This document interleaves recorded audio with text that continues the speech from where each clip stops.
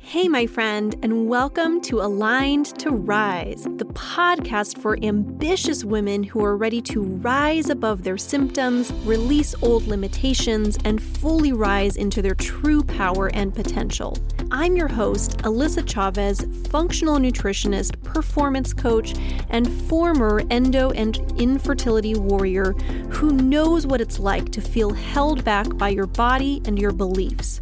I've taken a journey of true healing from the inside out so that I can show up feeling great in my body, confident and unstoppable. And now I'm here to help you do the same. Through a blend of functional nutrition and deep mindset work, this show will empower you to reclaim your vitality, trust your intuition, and live unapologetically in your purpose. If you're ready to align your body, mind, and spirit so you can rise to your highest potential, you're in the right place. Let's rise, my friend. This show was created for educational purposes only and should not be used as a replacement for medical advice or treatment.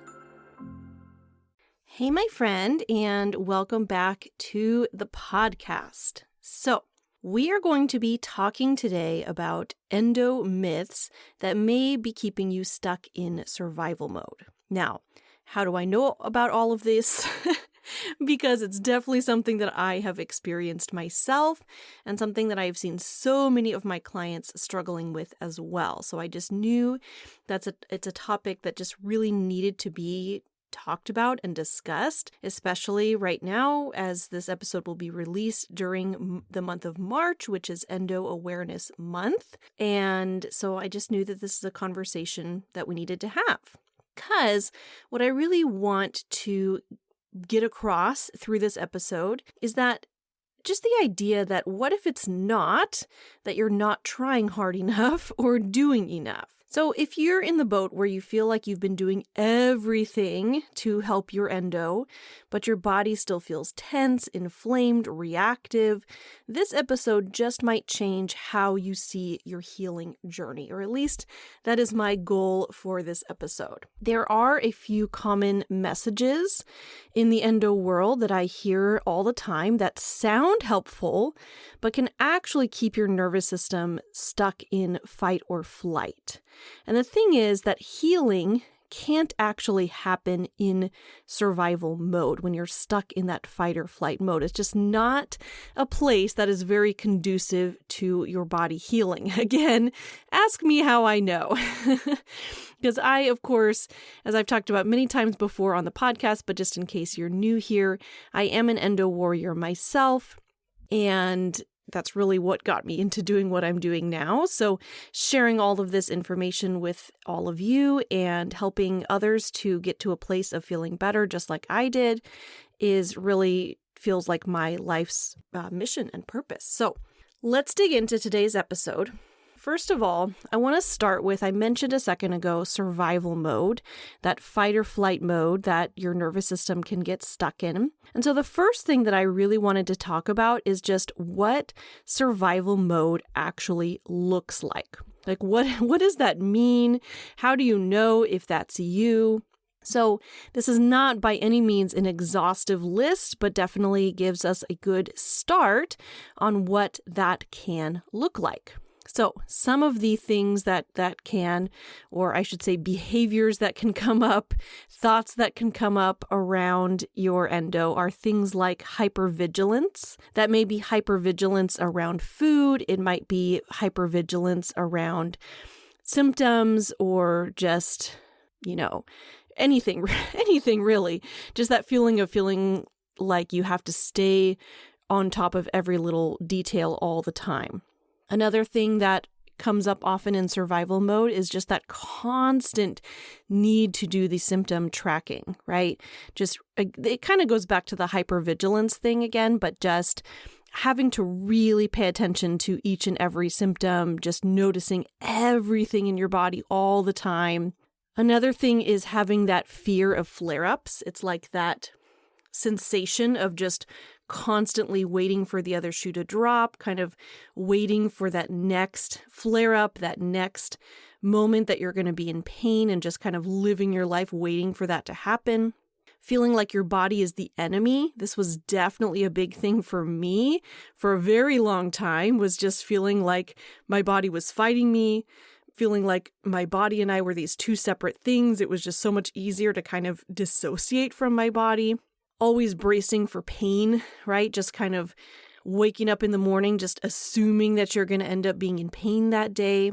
And what ends up happening when all of these thoughts and behaviors are happening on a day-to-day basis, what ends up happening is that your nervous system ends up in what's called chronic sympathetic activation. So basically, your nervous system has two settings, so to speak.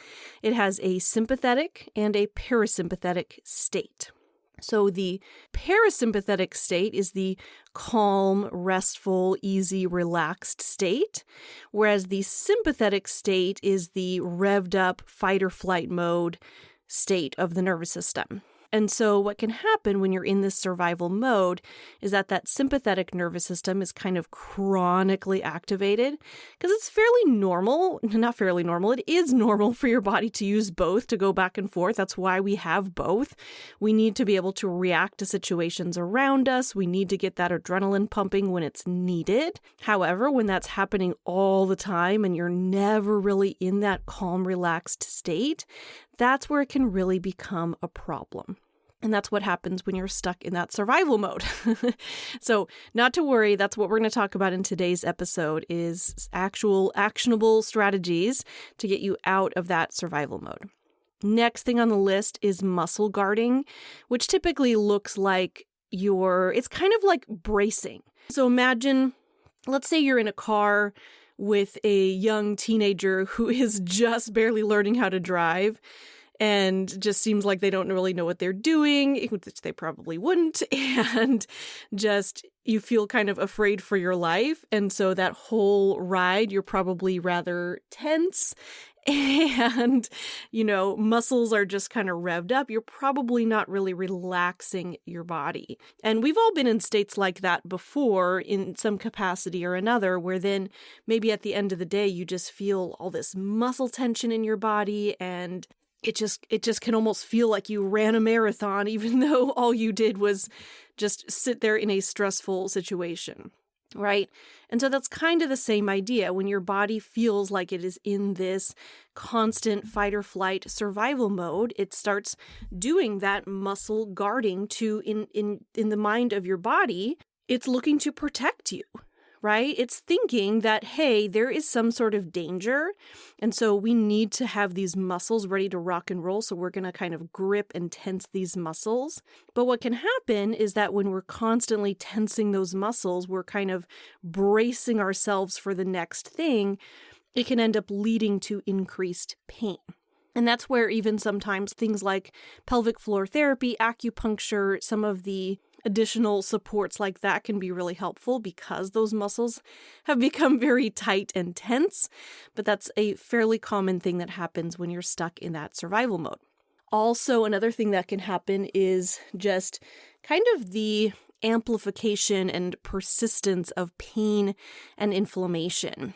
And because at the end of the day, again, your nervous system, your physical body, everything is very interconnected.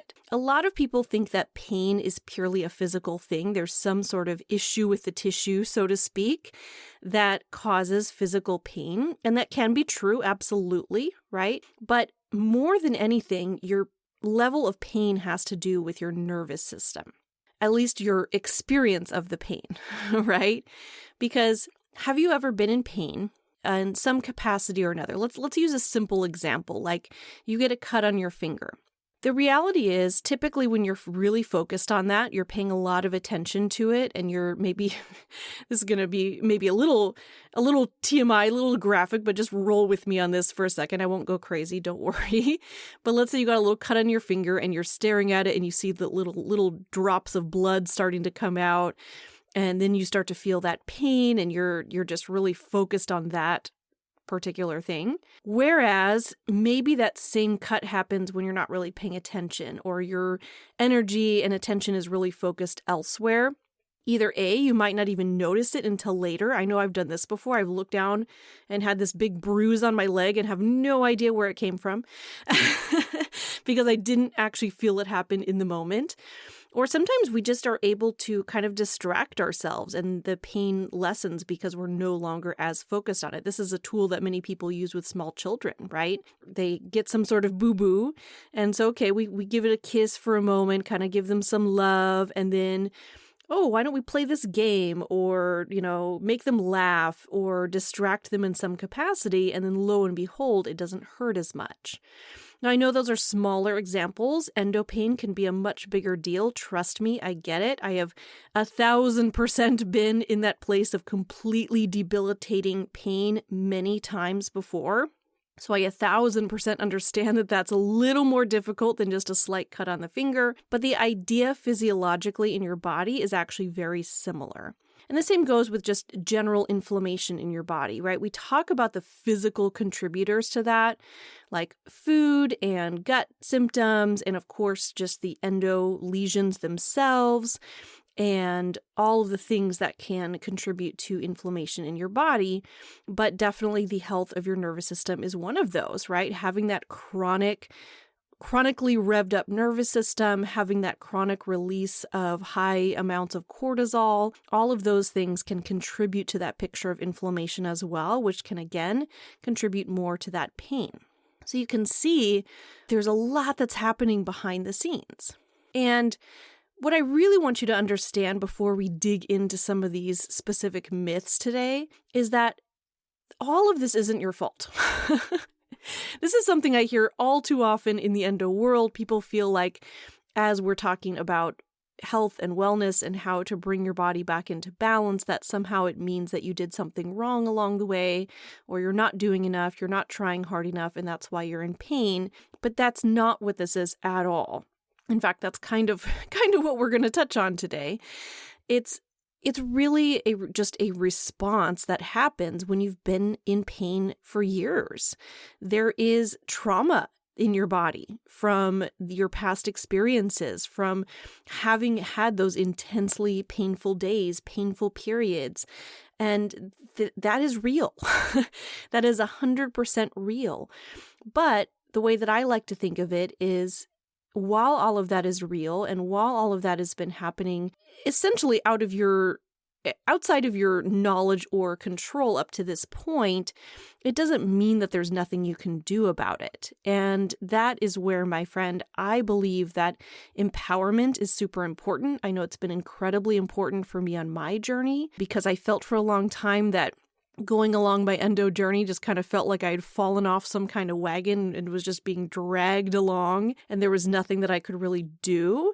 And it didn't feel great at all. And so that's really what got me on this whole journey to begin with, is that I wanted to have that sense of empowerment, that there's actually something that I can do to support my own body. And so that's why we're here, right?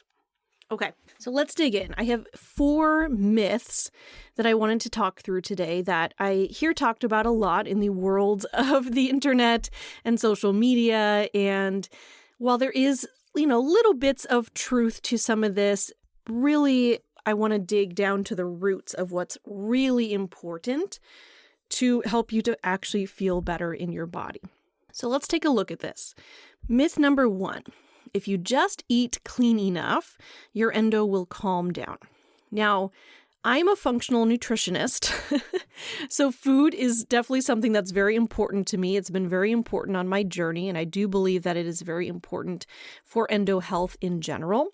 However, I would say with that statement, it may sound helpful because it's tangible, it feels controllable, because that's something that you can do to support your body. However, there are reasons that can backfire, that thought, that idea can backfire. And some of that includes the fact that it's very easy to create food fear, right? It comes back to, I know I went through this myself when I was first making some changes to my diet, nutrition, all the things. I went so hardcore with it. that I really did have some fear and anxiety around food. I felt like if I ate one wrong thing, then I was going to be in pain again. And I felt like I just couldn't eat for fun anymore, right? It was almost like a chore, like a job. And I see this often, right?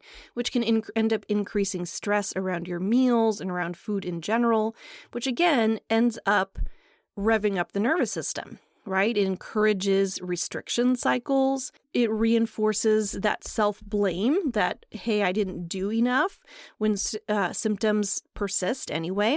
And at the end of the day, the truth is that I have found on my own journey, and again, this is something that I guide my clients through every single day. The truth is that eating perfectly, quote unquote, because there's really no such thing as eating perfectly, just isn't worth it if it causes you so much stress and anxiety.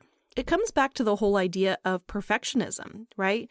Perfectionism in any area of your life really can't be healthy, right? If you feel like you have to be the perfect student, the perfect spouse, the perfect parent, the perfect daughter, the perfect whatever, the perfect, whatever you do for a living, whatever your job is, when you try to do everything so incredibly perfectly, it causes that high amount of stress and anxiety, and that's just not great. So I always encourage imperfection over perfectionism any day. Now, does that mean that food doesn't matter at all and we should completely just throw in the towel and forget about it? Definitely not.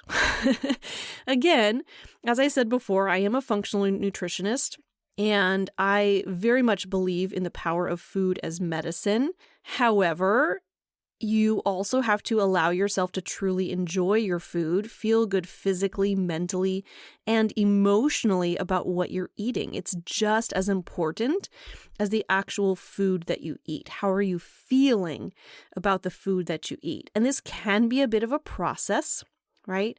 I will also say that it's not just about the food. We actually just did an episode about this, one of the recent ones here. Let me see if I can pinpoint what number that was really quickly. That was episode number 129, called More Than Food, a Whole Body Approach to Endo Pain, which just really highlighted the idea that it's not just about the food either. It's not just about cutting out one more food or eating one more food. That's not the whole picture. And I think that's where a lot of people run into trouble with this as well. That's just one piece of the puzzle. And yeah, it's always a balance between the physical health, the mental health, the emotional health. All of that matters. The nervous system health is really a big part of what we're talking about today. All of that matters when it comes to really coming to a place of healing in your body with endo, or just in general, honestly. Okay, let's take a look at myth number 2. More discipline equals better results. Now, this is an interesting one. This is definitely a big one for high-achieving women. Again, ask me how I know. Now, I started off my very first career in life, if you don't know this about me, was as a classical ballet dancer. So ask me how much perfectionism and discipline was important to me growing up and heading into that first career in my life. It was incredibly important, right? It was really a staple of who I was. It came back to the whole idea at that point in my life of showing up to class, whether I felt like it or not, making sure that I did all of my stretching and working out and all of the things that I did in addition to my classes, making sure that I reviewed all my choreography and my notes from the previous rehearsals. There's a huge amount of discipline that comes with such an intense art form / profession, and it's not like there's just a switch to shut that off. So if you're somebody who has really been focused on discipline in some area of life or another, maybe growing up in school, you were really disciplined about getting all your work done and showing up and doing the things. Maybe you've been really disciplined about building your career or whatever it is for you. Notice that it really kind of comes back to that idea again of perfectionism. I think those two things can be very intertwined. And oftentimes that shows up as having things like very strict routines for yourself, having to have, the perfect supplements and the perfect supplement timing, intensely tracking everything food and supplements and symptoms and how you feel, never missing a workout, right? Which keeps that survival mode active by putting you under pressure, by keeping you in that performance energy of just having to be on all the time and doing all the things and being in that mindset of fixing, right? I have to fix my body by doing X, Y, and Z. Now, what I want to remind you of today is that healing and just your body in general really responds to consistency, not punishment. Everything that we do to care for our bodies, because again, I am a huge believer in how much our diet and our lifestyle can impact our bodies. I really do believe in that. I think that that is just so foundational to our health, whether you have endo or not, to be honest. That's just for any human being, because many of us do have, sometimes habits from our diet, our lifestyle that aren't as conducive to healing. So I 1,000% believe in that. But at the end of the day, it's not about fixing your body. It's about nourishing your body. It's about giving it the tools that it needs in order to be able to heal. And that's not about perfection. Consistency is lovely, right? If you eat a healthy meal once, you're not going to just magically improve all of the symptoms. That's not typically how it works. However, when you're making consistent changes over time, that's when healing starts to happen, right? It can be a slow and steady process. That does not mean it is a punishment where you're fighting your body and you're fixing your body and you're depriving yourself of things that you really love because you still aren't feeling well. Hopefully that makes some sense. Okay, let's keep going here. Let's take a look at myth number 3, which is that pain means something is wrong right now.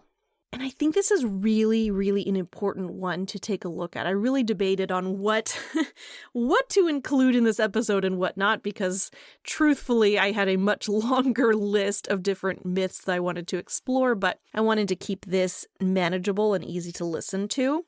But I decided this one was going to make the final cut because it's something I hear about all the time. For example, I had a client, we'll call her Megan, and when she came to me, was having really painful periods. She had endo, as many of my clients do, and we ended up, through the work that we were doing together, through working through her gut health and her hormones and, of course, her nutrition and lifestyle and all of the things, her mindset, her nervous system, so many of these pieces, she started feeling better. She even texted me or messaged me through the system that I use that she had a period that really was pain-free, and she was pretty blown away by that and was super happy, super excited. And then a couple months later ended up having pain come up again all of a sudden, kind of out of nowhere. And she reached out to me kind of freaking out because she thought, oh my gosh, my endo is back. She had had surgery a few months back and was really hoping that would just be the end of her pain. And all of a sudden she had this pain come up. And her initial thought was just, oh my gosh, the endo must have all come back. Basically everything has gone wrong. And what I want to tell you is that pain doesn't always mean that something is physically wrong. It can, right? And that's why I absolutely encourage you to listen to the physical pain that you have in your body, absolutely, because it can point towards issues in your physical body. But pain doesn't always mean that something is physically wrong. It doesn't always mean there is an issue with the tissues, right? Because chronic pain conditions often involve sensitization. The nervous system can amplify signals. Because with this particular client, when we really talked through it and took a look at what was happening, what I told her was that, hey, is it possible that you've kind of had a setback and things have gone back to square one? Sure, absolutely. I'm not going to rule that out. I'm not a medical doctor or a surgeon myself, so it's not my place to say how much the endo has progressed or not anyway. But I started questioning her about just what had been going on, and it turned out she had had this big kind of blowout with her mom. She had a little bit of a strained relationship with her mom and had recently this big kind of blowout with her, and was also having some stress with work, and all of these things had been kind of revving up her nervous system. And as that was happening, she ended up kind of going back into that sympathetic nervous system state. Her body ended up responding with coming back with that pain response again. And as we kind of talked through that, and she realized that, oh my gosh, you know what, you're right. It could very much be related, not just to what's going on physically in my body, but what's been going on around me, mentally, emotionally, all the things. And so we used some tools to help to calm her nervous system, remind her body that it's safe and everything is okay. And lo and behold, we were able to heavily reduce her pain, even within those few days that she was in pain. And then moving forward, was able to go back to having those periods that had a lot less pain. You know, sometimes pain-free, sometimes very minimal pain, but was definitely not back where she started like she had feared. Because what happens, and the reason that this myth that pain always means that something is wrong, the reason that myth keeps survival mode active is because every flare kind of triggers that panic, like my client had experienced. That panic then can increase that physical muscle tension. We kind of tense our bodies like we had talked about earlier. That tension can increase your pain. And then that nervous system and pain just feed into each other. It becomes this vicious cycle, right? So what I want you to remember here is that pain really is information. It's not always an emergency. It can be. I don't want to rule that out. Sometimes that does happen. And you probably know in your own body too, if you're suddenly in a very intense amount of pain, it's likely there might be something going on under there. But at the end of the day, pain is information. It's something to take a look at. It's not always an emergency, and it doesn't necessarily mean that your endo is getting worse or coming back after surgery or after doing some of the other, healing modalities. It doesn't always mean that. And I think that that is so incredibly important to be aware of. Okay. And last but not least for today, we're going to talk about myth number 4, which is that you have to push through to stay strong. And again, I think this is an important one to talk about because it really kind of hits us emotionally. This is probably one of the earliest myths that I learned and later had to unlearn growing up because I started experiencing period pain as a teenager and just thought that kind of giving into that period pain and, letting it shut down my day made me weak. And I had to really push through in order to stay strong and be the strong young woman that I really wanted to be. And that mentality kind of continued for many years into my 20s, into adulthood. And it's something I've really had to work to rewire. Honestly, it's something I'm still working to rewire, if I'm perfectly honest. But it's something that shows up as things like working through pain, working through flares, exercising when you're feeling completely exhausted, ignoring your fatigue, which is a signal that your body is sending, overscheduling, overdoing it for yourself. And so I want to remind you here that rest is not regression.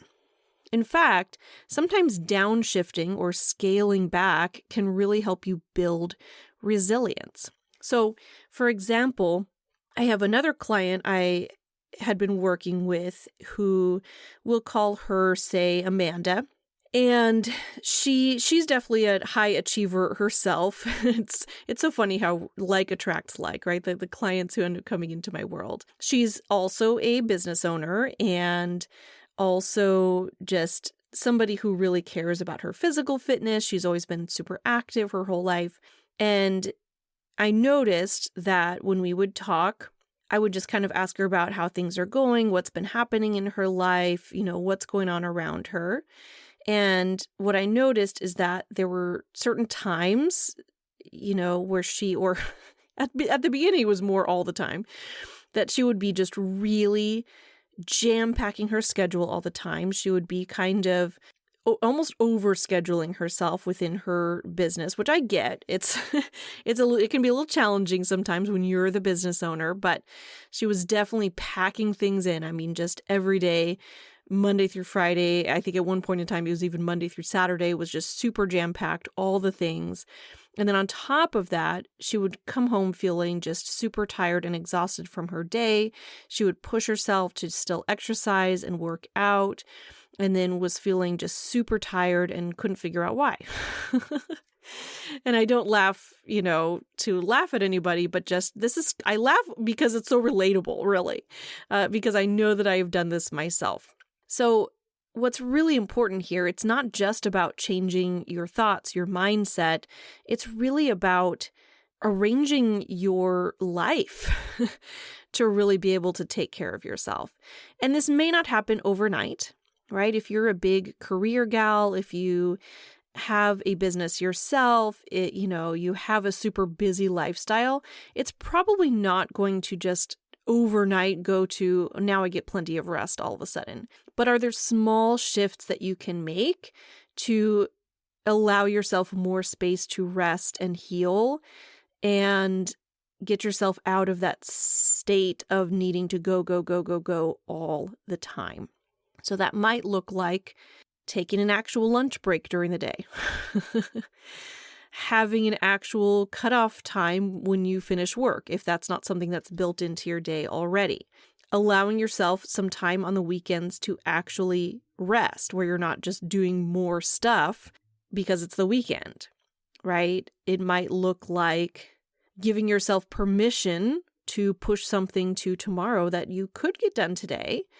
But do you really need to? Does it have to be done today? Will anybody die if it's not? Sometimes the answer might be yes. If you're some kind of life-saving doctor, the answer to that might be no. But for most of us, in most situations, the answer really is yes. And it comes back to that whole idea of setting boundaries for ourselves, giving yourself permission to rest and recover. Because again, healing requires space. Your body, your nervous system really truly can't heal when it's just go all the time, all day, every day. Your body needs space. It needs downtime. It needs rest. It needs space to be in that parasympathetic nervous system state, which is that nice, calm and relaxed state. So if you're somebody who tends to just push, go, I highly encourage you to actually take time to look at your schedule, look at your calendar, look at what you have going on around you, and where is there space to make a little space. I know it can be a challenge, but I promise you it is absolutely possible for everybody in some capacity or another. It's just a matter of figuring out what that can look like for you. This is actually part of what I coach my clients on, right? People think working with a functional nutritionist is all about just being told what to eat. It is enormously more than that, right? That's why I really consider myself a coach as well as a nutritionist. I have also gone through some training for being a coach as well. But it's about looking at all the areas of life and how that can impact your health. And that's really why I love the work that I do. All right, so that's really our big 4 myths that I wanted to explore today. But I wanted to take a second to now zoom out and just take a look at the real cost of staying in that survival mode. We're going to zoom out and take a look at how all of that can end up impacting your physical body. So what can actually happen when you're constantly in that fight or flight mode, you're chronically in that hypervigilant state, that perfectionism state, that needing to push through and go, and all the things. What can happen is that it leaves your body with higher levels of cortisol, which is a hormone that your adrenal glands release. It can impact your digestion, oftentimes slowing down digestion. So we'll see then more symptoms like bloating and constipation. It can contribute to more inflammation, more guarding, like the gripping your muscles that we talked about. Periods that are harder, heavier, more painful, all of the things.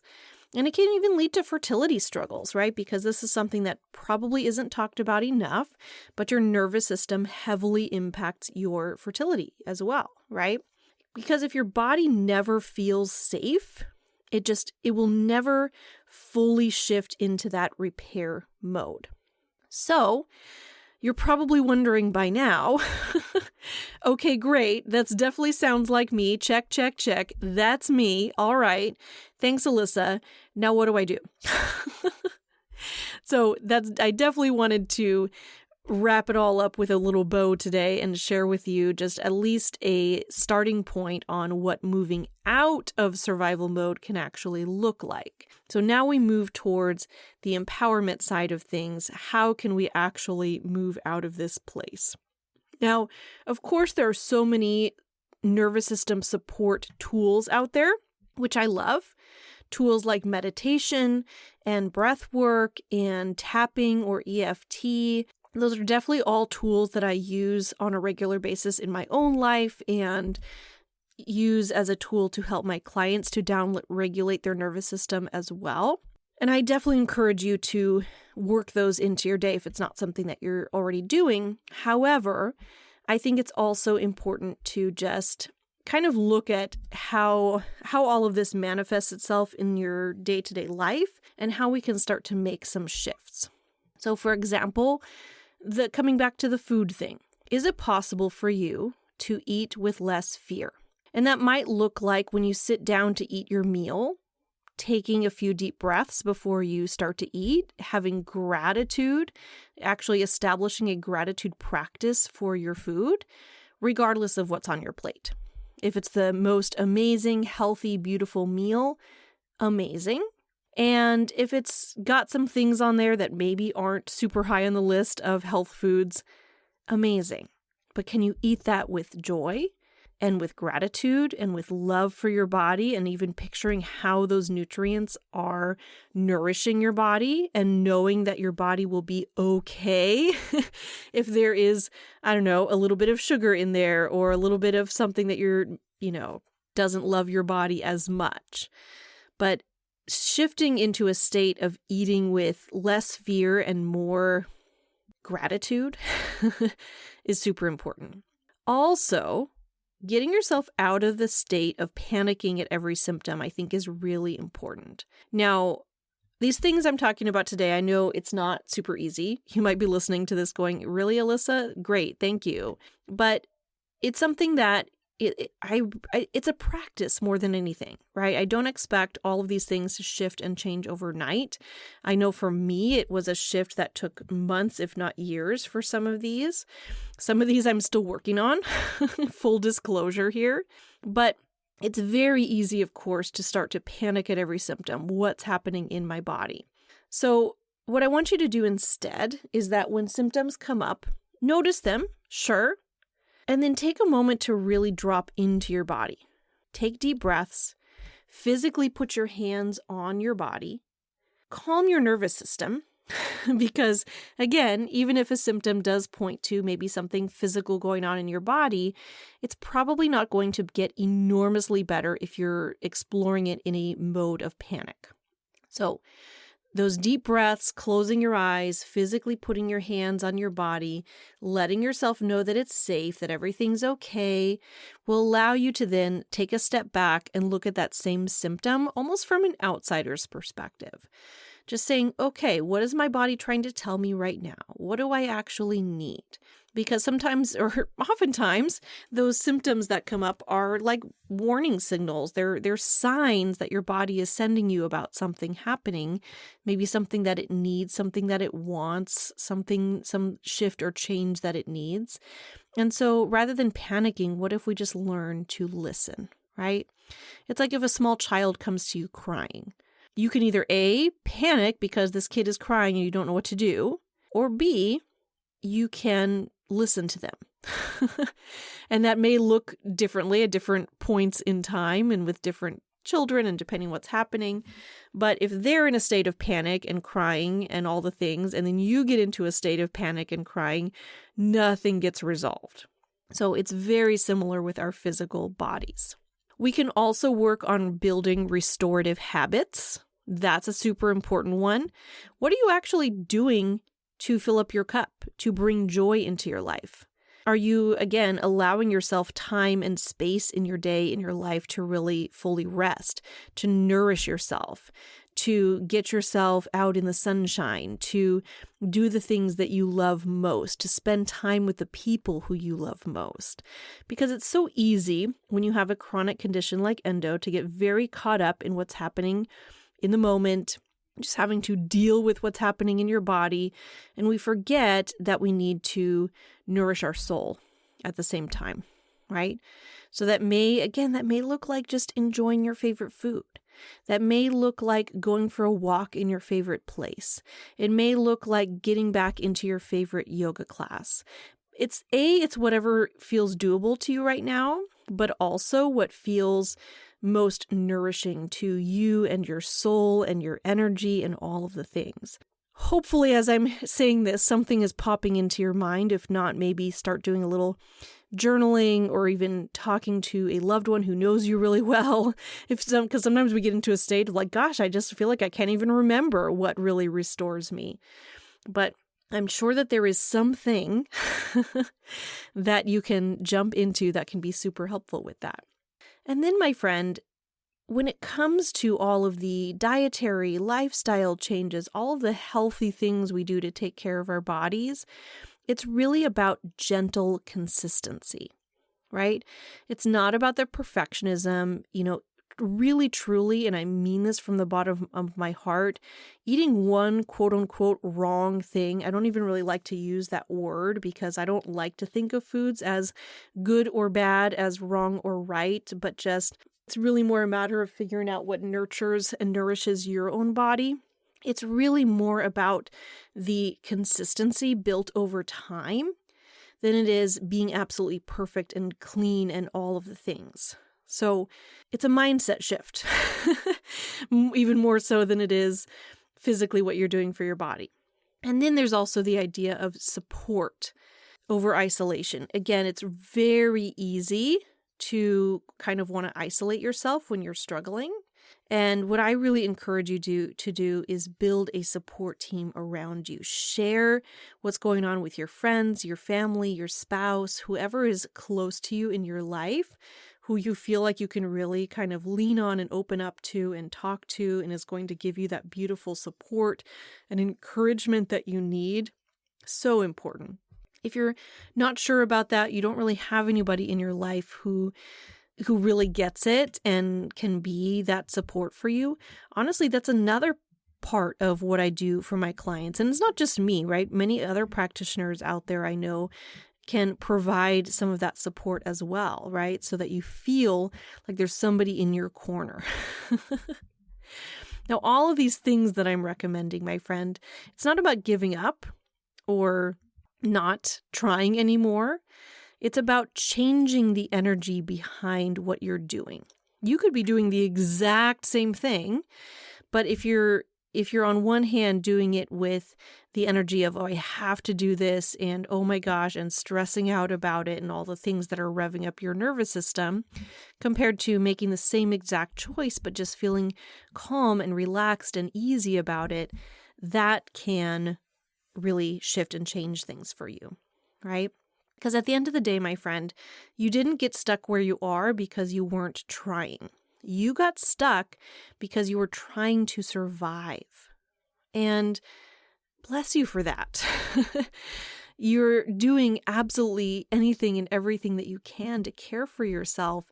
And quite frankly, you deserve a gold medal, an award for that, not a berating and a punishment for all the things that you could be doing better, right? So start to treat yourself instead of this body that you have to fight and battle and do all these chores and things to care for. Imagine that your body's like a small child that just needs to be loved and nurtured and listened to and cared for, not just physically, but also mentally and emotionally.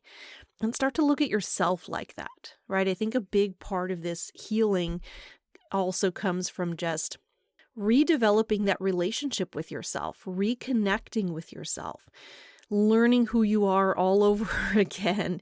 And I think that that's so incredibly important because I have to say, my friend, for speaking for myself, I definitely spent many years hating my body, battling my body, fighting my body, feeling disconnected from my body. And right now, I love my body so much. I truly am so thankful for my body and everything that it does for me. And I really view it as a miracle and that all things are possible, right? All the healing is possible. Everything is possible in my body. And that did not happen overnight. It's a process for sure, but it's something that's so incredibly important to just take small steps to head in that direction. All right, my friend, sending you so much love and all of the healing vibes your way.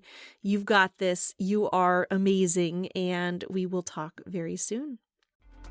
Thank you so much for tuning in to Aligned to Rise. If this episode spoke to you, take a moment to share it with a friend who needs this message too. And then don't forget to hit subscribe so you never miss an episode. I'll see you next time, my friend. Let's rise together.